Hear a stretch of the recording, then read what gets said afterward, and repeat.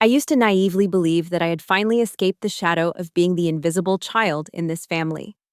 On my birthday, I stood in front of my parents' house holding a small gift bag with a winning lottery ticket inside, planning to give them the jackpot ticket, hoping that this time they would finally remember me. But I could have never imagined that the moment that door opened, my entire world would collapse. My mother excitedly announced that she had just bought my perfect little sister Ava a $900,000 house as a surprise gift. And me.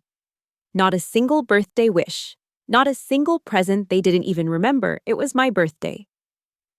In that very moment, I realized one cruel truth: I had never truly belonged to this family. And maybe I never will.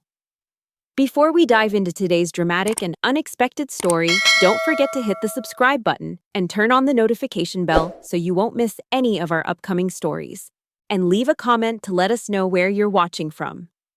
Now let's follow this bitter, calculating tale filled with shocking twists that will leave everyone speechless.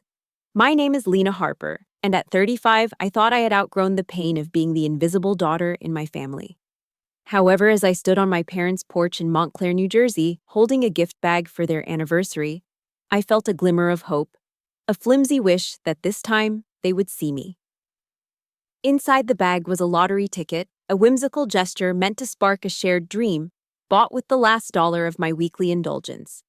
But as I walked through their doors, the air became heavy with a truth I couldn't yet name, a truth that would shatter my world. Their voices were filled with pride for my sister Ava, who had just received a $900,000 house, a gift that dwarfed my existence. The sting of their neglect, sharper than ever, carved a wound that bled invisibly, setting the stage for a storm that would redefine my life. Our two-story colonial with its sage green shutters was a haven of comfort as I grew up in our middle-class neighborhood. My father James tended the lawn with a devotion that verged on sacred, and my mother Evelyn curated family photos that told an uneven story. Ava, 5 years my junior, was the radiant center of every frame, her laughter a melody that enchanted our parents from her cradle days. I was the conscientious one. My report cards were a parade of, as my attendance was perfect and my evenings were spent shelving books at the local library to pay for my college dreams. Ava, however, was a comet, her charm absolving her of chores or consequences. Ava's whims, piano lessons, dance classes, and a brief foray into painting were funded without question, while my accomplishments, such as receiving a National Merit Scholarship, earned a distracted, "That's nice, dear." Evelyn would sigh when I preferred novels to parties, her words, a silent verdict that my quiet strength was less. By the time I was 22, I'd earned a degree in education and was working as a fourth-grade teacher at Willow Creek Elementary. The classroom was my haven where I fostered young minds and watched them blossom under my care. My modestly furnished one-bedroom apartment was a testament to my independence, paid for with my meager salary. Ava, on the other hand, flitted between passions, dropping out of community college after a semester saying, "It's not my thing." Her parents bought her a $4,000 camera for her photography phase and $3,000 in supplies for her jewelry-making endeavors, both of which she abandoned within months. Despite this, they paid her rent in a chic downtown loft, covered her lease on a luxury SUV, and sent her monthly allowances as if she were a teenager, not 30. Ava's searching for her purpose. Evelyn would say, her voice soft with indulgence, while I bit back the truth. Her freedom came at their expense and mine. I was the daughter who came on time, planned ahead, and never faltered. Surely that mattered, but their eyes were always drawn to Ava, her latest crisis or victory taking center stage. When I was promoted to lead teacher, they nodded absently. "Good job, Lena," while Ava's C in an online marketing course prompted a celebratory dinner. The imbalance gnawed at me, a quiet resentment I buried beneath duty. Therapy, which began a year ago with Dr. Morgan, was my first act of defiance. "You're not their fixer," she said, her voice a lifeline. "Your worth isn't their validation." I nodded, but the words felt foreign, like a language I hadn't yet learned, as I struggled with the guilt of wanting more. My world shook the spring before their anniversary. Willow Creek's budget cuts threatened my job, and as a new teacher, my job was hanging by a thread. The principal's promises, "We'll try to keep you" weighed against the district's numbers, and I had sleepless nights because I couldn't bear to leave the community I'd woven into my life, but the decision might not be mine. In the midst of all of this uncertainty, I clung to a small ritual, a weekly lottery ticket, $1 spent on a short-lived dream. The odds were ridiculous, but that slip of paper held a glimmer of hope, a vision of funding scholarships for my students, and a legacy beyond my paycheck. It was a private indulgence, a spark in the dark of my fears. The day before, I bought my usual lottery ticket, but then on impulse, a second one, and I imagined giving it to them as a playful gesture to share a moment of possibility. Evelyn called me with a warm voice as my parents' anniversary approached, saying, "Come for dinner, Lena. We'll make it special." Her promise lifted my spirits, a rare invitation that felt like a bridge. Perhaps this time, they'd see me. As I walked to their door that evening, the familiar scent of rosemary and garlic greeted me along with a hint of her signature roast lamb. I tucked it into an anniversary card writing, "To new dreams together," a wish that was more aspirational than true. I carefully sealed the bag, hoping for laughter and connection. My heart skipped a beat. Perhaps this was for me a celebration of my presence, as exact as ever. I got there at 6 p.m. Placed the present bag on the foyer table, and said, "Hello." I hesitantly called, "In the kitchen," to which Evelyn replied in a distracted tone. I discovered her stirring a sauce, her phone buzzing with notifications, and James sitting at the table scrolling through his tablet, hardly looking up.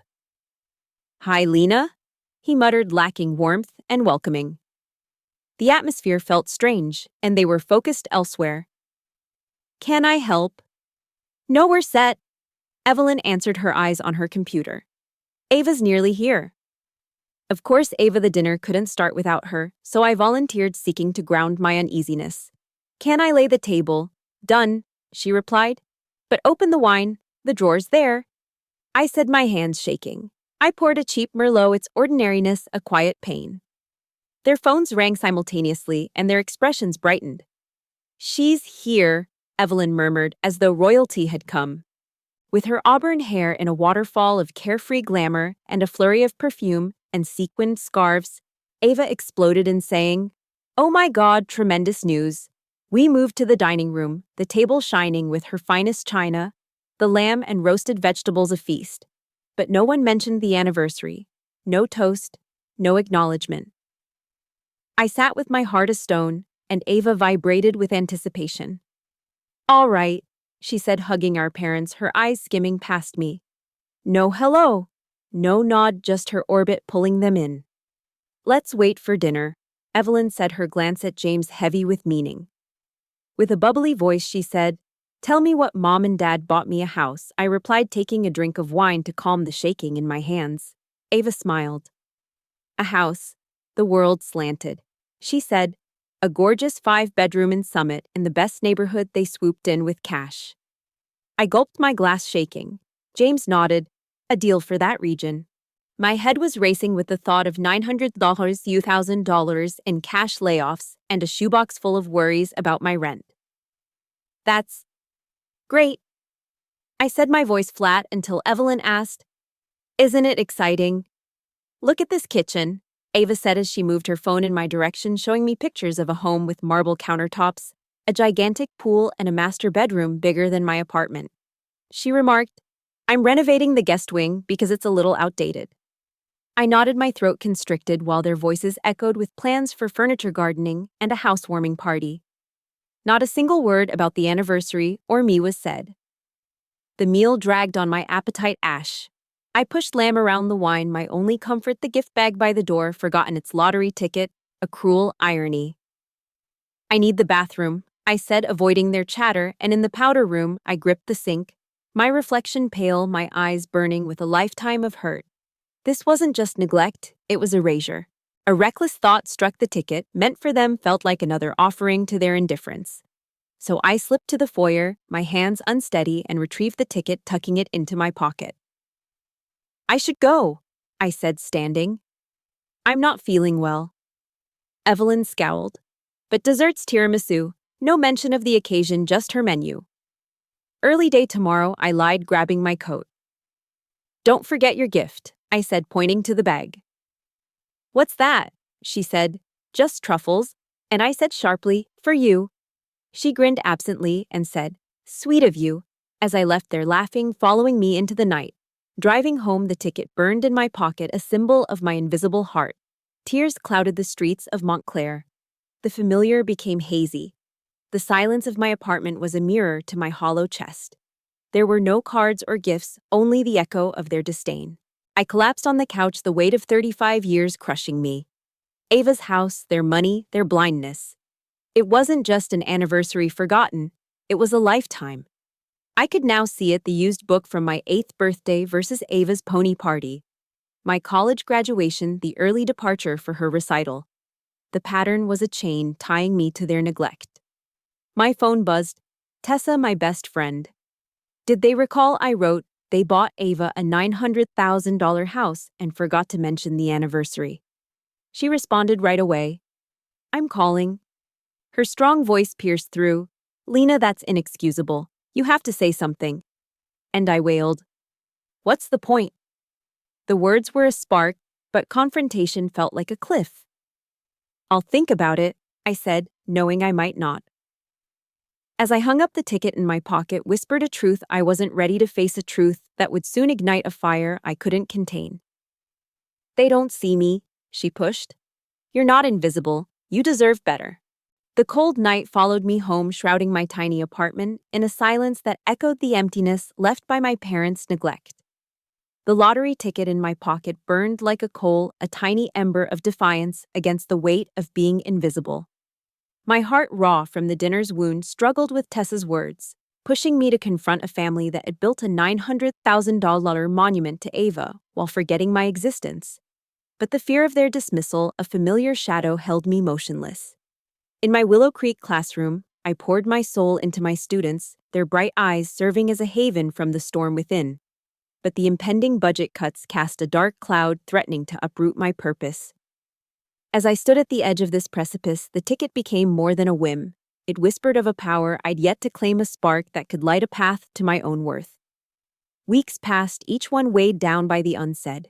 I went about my daily business like a ghost, teaching with a grin that concealed the pain. My 4th students, who were perceptive and inquisitive, saw the change, and little Maya, with her hair swinging, said, Ms. Why is your face so silent, Harper? My phone remained silent at home, with no text from Evelyn or James and no call from Ava. Their world revolved around her new home, her plans, and her light. I tried to laugh and said, just tired, sweet one. But her eyes lingered, seeing what my family was unable to. I checked my voicemails in the hopes of receiving a delayed response, but all I heard was Evelyn's voice. Lena, Ava's picking out tiles. Could you help her Saturday? Your anger is valid. Dr. Morgan said in our next session, her eyes a calm lake. It's a signal, Lena, that your boundaries are sacred. Her words were roots grounding me, but the guilt of pulling away, not a whisper that I was betraying family. The request, casual as ever, was a blade twisting in the wound of their indifference. I didn't reply, my silence a small rebellion. As the school's budget crisis worsened, the principal, Ms. Carter, called a staff meeting with a worried expression on her face. 2 positions will be cut, she said. Seniority decides.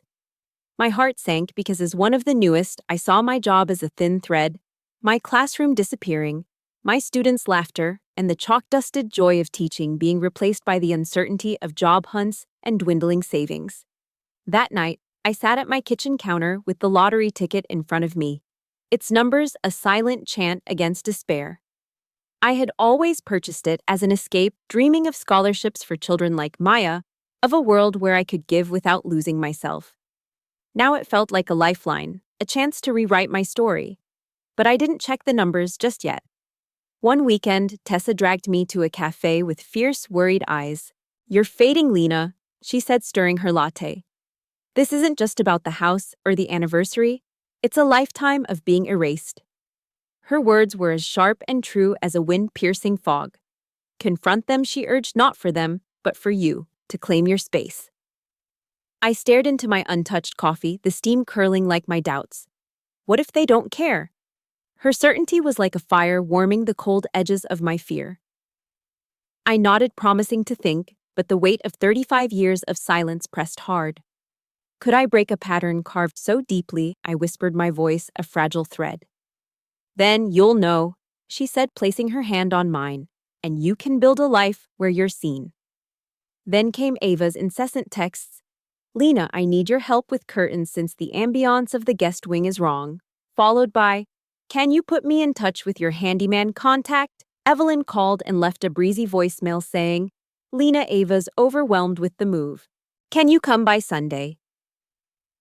I left her unanswered, each ignored message a brick in a wall I was learning to build. There was no mention of the dinner, no hint of regret, just her endless needs, as if I were her assistant, not her sister. James's message came next. Lena, Ava needs help with furniture. Could you spare an hour? The word miss was a deception, a sugar-coated hook.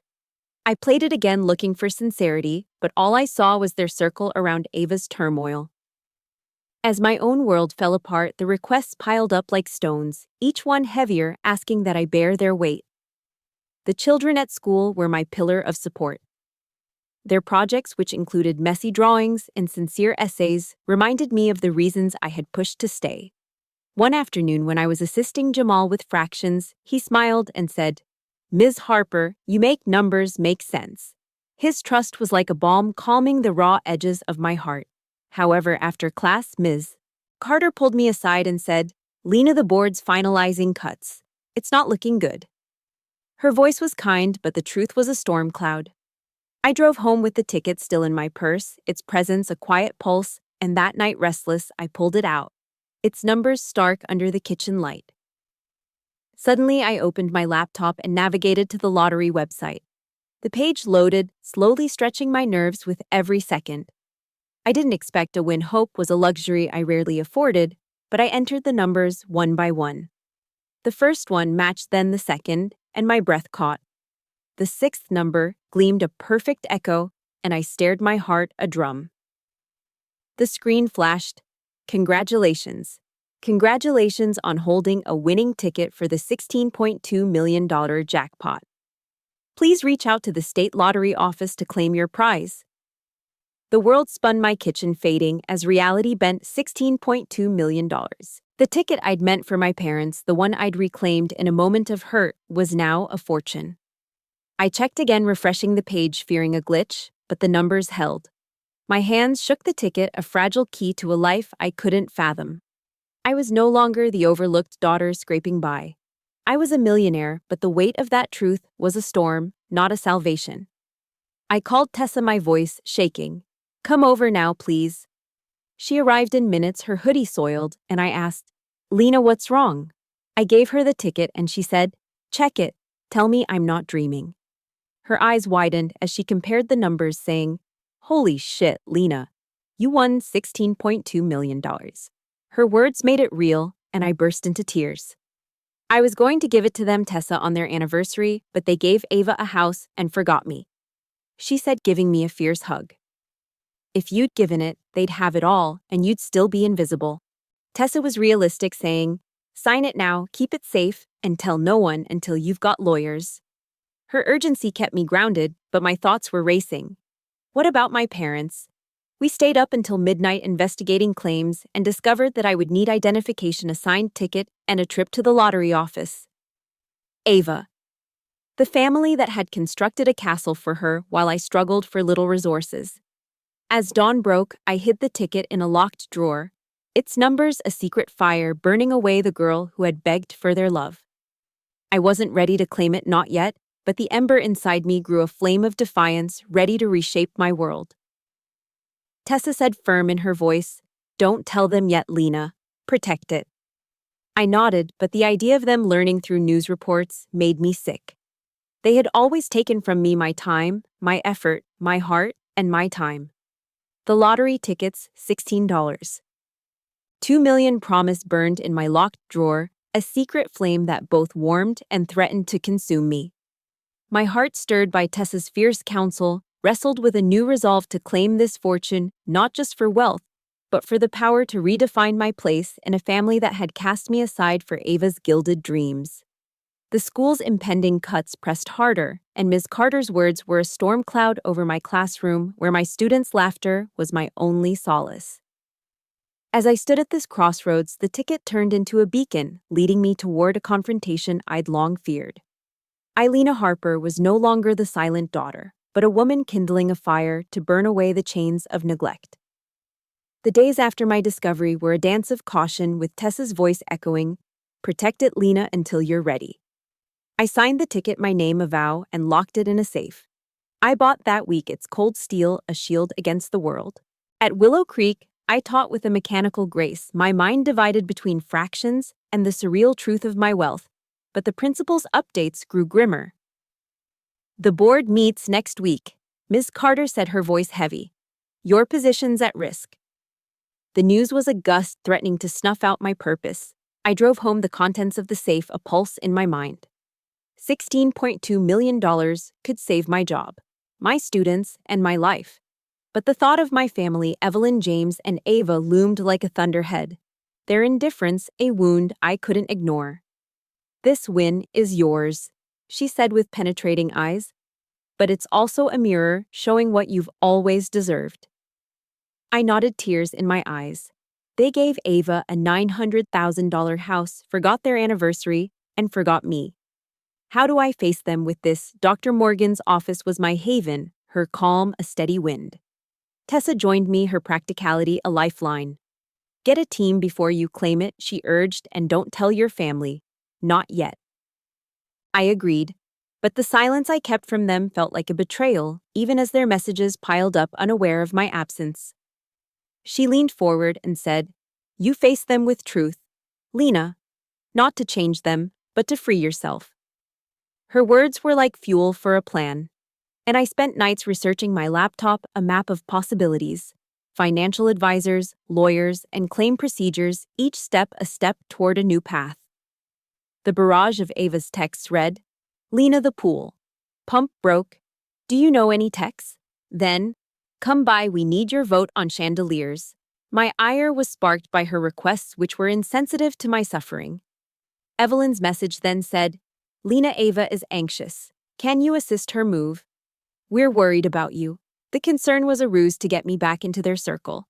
James asked in a sharp voice, "Lena, can you clean up Ava's messy furniture delivery?" "You owe yourself first, Lena. Their love shouldn't cost your soul." Her truth was a blade piercing my doubt. Their voices, woven with Ava's needs, were a chorus of neglect. I didn't respond, each unanswered call a brick in my growing wall. However, guilt gnawed, a whisper that I owed them a chance. Tessa's investigation suggested a financial advisor, Ms. Patel, whom I called. Her voice was clear. "Ms., I hired a lawyer, Mr. Klein, to handle taxes and publicity because Harper will build a fortress trusts investments boundaries." Her tone was knowing, and she advised secrecy until the claim was secure. "Family can complicate things," she said, adding, "but the ticket's reality was a fire spreading through my dreams." I saw a foundation for my students' scholarships for Maya Jamal and others like them, and a home, not a mansion, but a haven of my own. However, the vision clashed with my family's shadow, and Ava's $900,000 house was a monument to their bias, so I couldn't claim the prize without confronting them, not for their sake, but for mine. As the school's board meeting drew near, Ms. Carter's email confirmed the worst. "Lena, your position has been cut. I'm sorry. We'll support your transition." I sat in my classroom after hours, the walls lined with student art, a tapestry of my purpose, and I cried as I packed my desk, each item, photos, lesson plans, a piece of my heart. I drove to Tessa's, the safe's key in my pocket, and she hugged me, saying, "This isn't the end, Lena. You've got $16.2 million. You can build something bigger." Her faith was a spark that rekindled my resolve, and I said, "Not about the money, not yet, but about me. About how they've hurt me." Tessa nodded. "Do it for you, not for their approval." I texted Evelyn saying I'm coming over Saturday at 3 p.m. We need to talk. She responded quickly saying, "Great, Ava's here, she's picking out flooring." The mention of Ava hurt, but I resolutely told myself that this was my stage, not hers. On Saturday, I drove to their colonial. Its sage green shutters, a mask for the pain inside, and my heart pounded, not with fear, but with a fierce clarity. They met me in the living room with Ava sprawled on the couch and swatches of wood at her feet. Lena. Finally, she said, help me choose oak or walnut. Evelyn grinned and said, sit down, we've missed you. James nodded while staring at his phone. Their kindness was a fragile and weak facade. With a steady flame in my voice, I stood up and said, I need to speak. Can it wait? Ava scowled. James looked up and said, the contractor has a deadline. 5 minutes, Lena. I shook my head and said, no now. My tone broke through, and they broke contact with me. Evelyn furrowed her brow. What's wrong? I inhaled the years spilling out. You forgot your anniversary, the one I came to celebrate. You gave Ava a $900,000 house that night without a word for me. It's not just that. It's a lifetime. My A's, my job, my heart, none of it mattered. Ava's failures got palaces, my victories got nods. Evelyn gasped. Lena. We didn't mean I held up a hand. You did. You chose her every time. I was invisible, and I'm done. Ava stood. That's unfair. I didn't ask for the house. Her voice was sharp, but her eyes flickered. James shifted. You're exaggerating. We love you both. I laughed bitterly. Love, I'm your daughter, not her servant. Yet you don't even see me in your conversations or texts about Ava. The room froze. Evelyn's eyes filled with tears, and I said, we thought you were strong. You didn't need us. The excuse stoked my anger. I needed you to care, not to punish me for being whole while Ava broke. Ava's face flushed. You're jealous, Lena. Just admit it. I said, meeting her gaze. Enough. This is family. We don't fight. I turned to James. This isn't a fight, it's a truth. I'm done carrying your blindness. I deserve more. I said, but I didn't turn. As I drove away, Montclair's streets blurred not with tears, but with a fierce light, and I was no longer theirs to ignore. The road away from my parents' house was like a river carrying me toward a horizon that I could finally call mine. The key in my purse protecting the $16.2 million secret was no longer just a ticket. It was a torch, its flame lighting a path where I was no longer the shadow of Ava's son. However, the weight of what lay ahead, claiming the fortune facing my family's inevitable reach, pressed like a stone. I returned to my apartment, its walls a silent witness to my transformation. The safe's steel heart held my future, but the world beyond was stirring, ready to test the boundaries I'd started to forge. As I prepared to step into this new dawn, Lena Harper stood ready to claim not just wealth, but the worth I'd always carried unseen. Tessa met me at my apartment the following morning, her eyes full of purpose. Today is the day, Lena, she said, her voice steady. You claim what's yours. We drove to the state lottery office, the ticket in a sealed envelope, my hands steady but my pulse a drum. The office was stark, its fluorescent hum a contrast to the fire inside me. Officials greeted us, their faces professional, checking my ID, the signed ticket, each number, with meticulous care. Hours went by, forms were signed, questions were answered, and finally the lead official nodded. Ms. Harper, you are the only winner, $16.2 million, after taxes about $9.8 million, as a lump sum. The words came like a thunderclap, real and final. I nodded, my voice caught in my throat. Just the release, I said. State law required my name to be made public, which was an unavoidable storm. As we walked away with a ceremonial check in hand, Tessa squeezed my arm and said, You did it, Lena. This is yours. However, the victory felt hollow, not joyful, but a quiet tremor, as if the world had moved beneath me. When I returned home, I was met by Ms. Patel and Mr. Klein, whose knowledge served as a buffer against the chaos that lay ahead. Ms. Patel's voice was firm, saying, Set up trusts now. Lena, keep most of it out of reach. Family, friends, they'll come. And Mr. Klein added, Publicity hits tomorrow. Change your number screen calls and move if you need to. Their warnings stirred my resolve, and I signed documents for a trust, a foundation for my students, and a future I could shape. That night, I sat on my couch, the ticket numbers a constellation of possibilities. a home where I could breathe. But Ava's house loomed a $900,000 shadow, and I knew that my family's silence would soon be broken. The press release was sent out at dawn. My name was a spark in the news, and by noon, my phone buzzed with strangers, old classmates, distant cousins, all with tales of need. First, Evelyn texted, "Thanksgiving plans. Lena Ava is coming to see her designer. Please, let us know." There was no reference to our altercation or sense of regret, simply a casual return to their circle. Ava's message then said, "Sis, the plumbing in the guest wing is $15,000 over. Can you help?" She didn't know about the win, but her hand was already outstretched. James called and left a straightforward voicemail. "Lena, we need to discuss something. Please return my call." I didn't respond, my silence a wall, but the idea of them learning through headlines twisted my gut. Tessa over coffee was fierce, saying, "They don't deserve to know, not yet. Protect your fire, Lena." Her words were a blade sharp with entitlement, as if my pain, my truth, had never been spoken. I stared at the screen, my anger rising like a tide. I met Ms. Carter at Willow Creek with a heavy heart. "I want to fund a position," I said, "to keep teaching alive for the kids." Her eyes widened.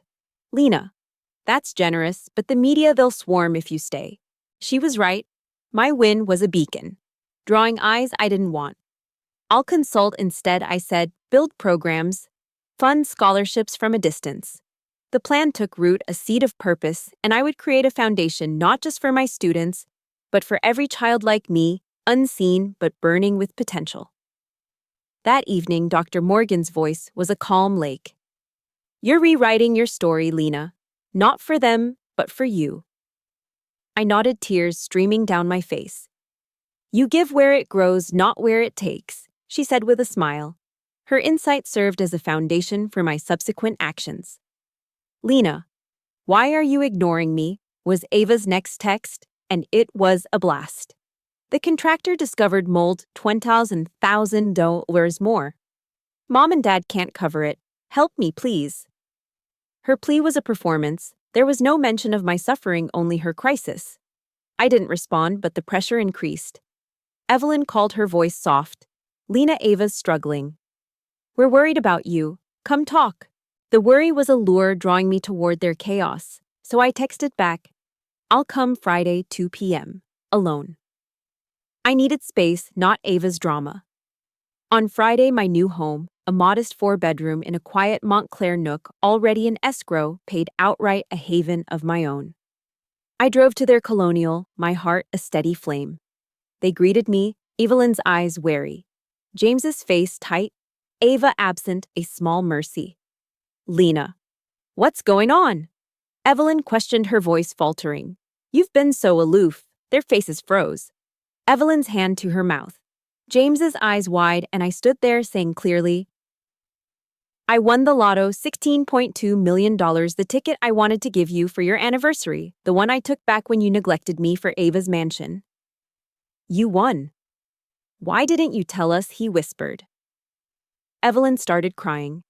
"We didn't know, Lena. We thought you were fine," I said sharply, laughing. "Because you never saw me, not my work, not my heart.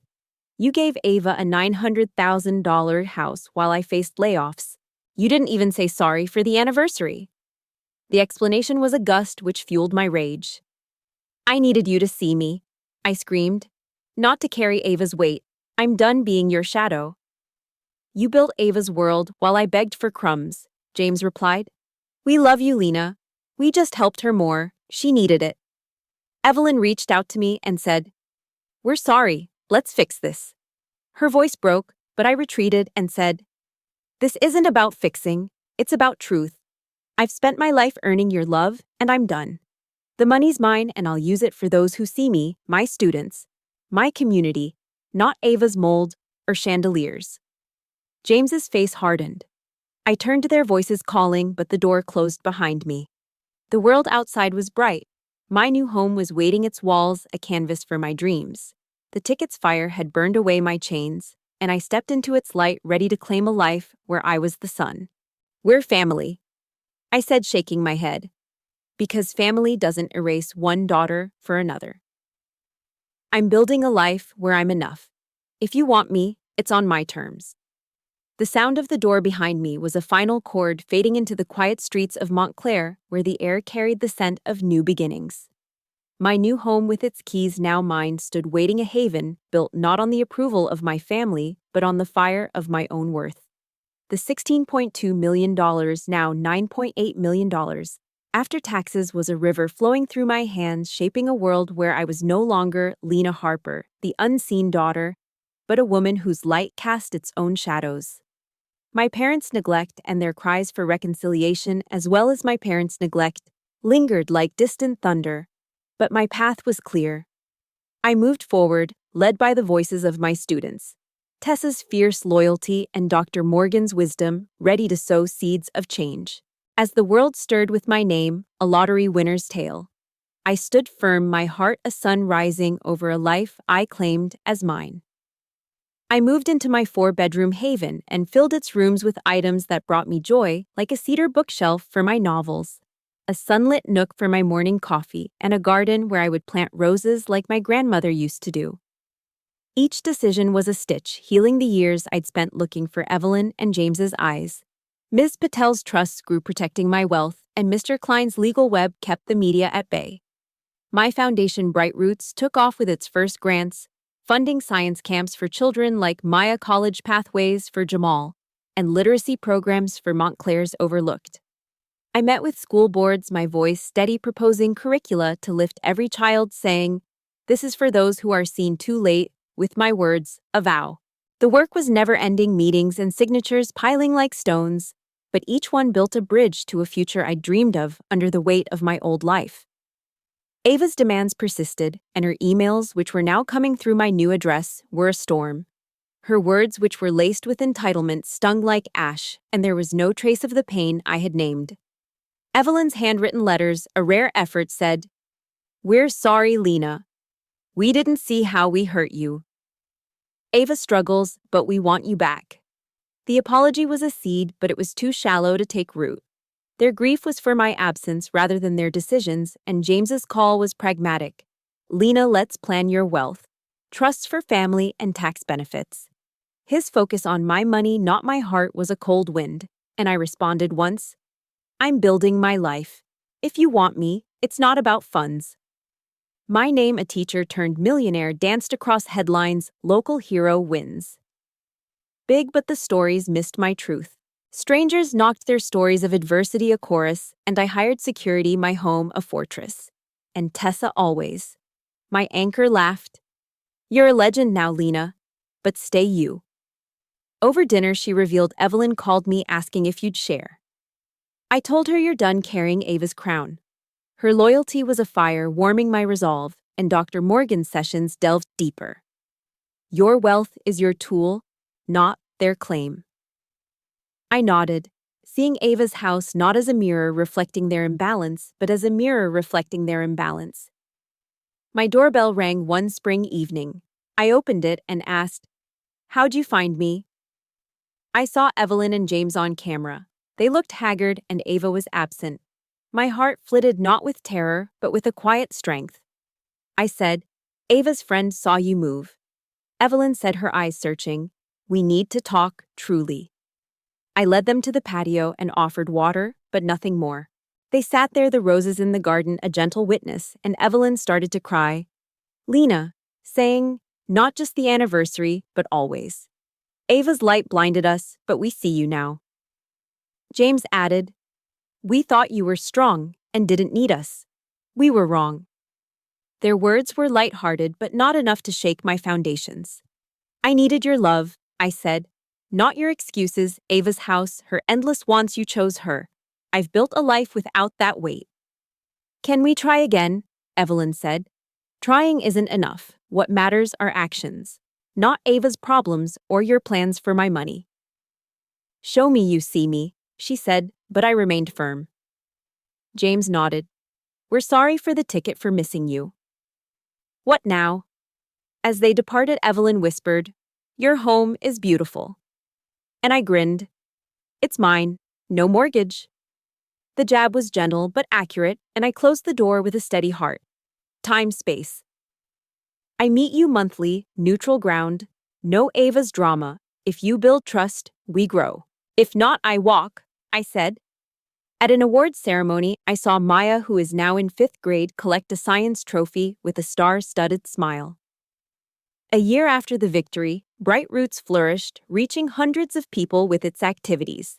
My consultancy grew, influencing education throughout counties. Harper, I'm going to be an astronaut, she said, embracing me. This was my wealth. Lives touched, futures ignited. Tessa hosted a party at my house with a cake reading to Lena, Son of Her Sky. Friends toasted to boundaries. Miguel said to second chances. I added, reflecting on the life I'd carved out. Later, when I was by myself with Tessa, I thought, no regrets. I said, the pain shaped me, but the win freed me. She smiled. You're enough, Lena, always were. Her words were a song echoing my truth. Your birthday is coming up. Dinner, just the two of us, Evelyn texted. The recollection of last year's neglect hurt, but their effort was a step, so I responded, yes, a small, neutral place. It wasn't forgiveness, but a door cracked open, and at Willow Creek's next ceremony, I funded scholarships and watched children like me shine. As I drove home, my garden was blooming with roses, and I saw my path. The lottery hadn't changed who I was. It had cleared the fog, allowing me to see my worth. My patio, wine in hand, was my peace. Tomorrow was filled with obstacles, foundation growth, family boundaries, and new dreams. But tonight, I was enough. The girl who had been had turned into a sun, her light a treasure no ticket could buy. I genuinely look forward to hearing your story in the comments below. Who knows, your experience might be exactly the inspiration someone else has been searching for. If this journey resonates with you in any way, don't forget to like and subscribe, so we can continue walking together through stories of personal growth, resilience, and the true worth within each of us. Life is too short to let others decide your value. Remember, sometimes the greatest gift you can give yourself is the courage to leave behind what no longer serves you and step boldly onto the path you choose. Thank you for taking the time to listen to my story. I truly look forward to hearing yours.